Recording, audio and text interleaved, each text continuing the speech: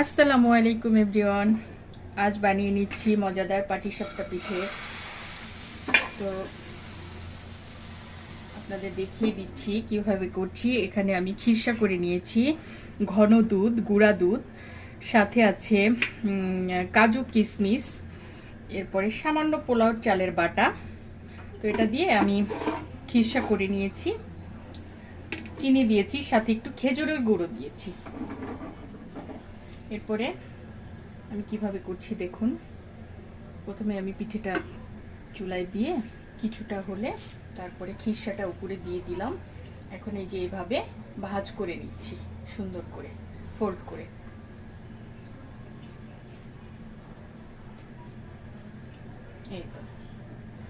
এই তো হয়ে গেল আর একটা পিঠে। আমি এখানেও কিছু পিঠে করে নিয়েছি। জানাবেন সবাই পিঠেগুলো কেমন হলো বা কেমন হচ্ছে। ভালো লাগলে লাইক, ফলো, শেয়ার দিয়ে দিবেন, পাশে থাকবেন ইনশাআল্লাহ। আসসালামু আলাইকুম।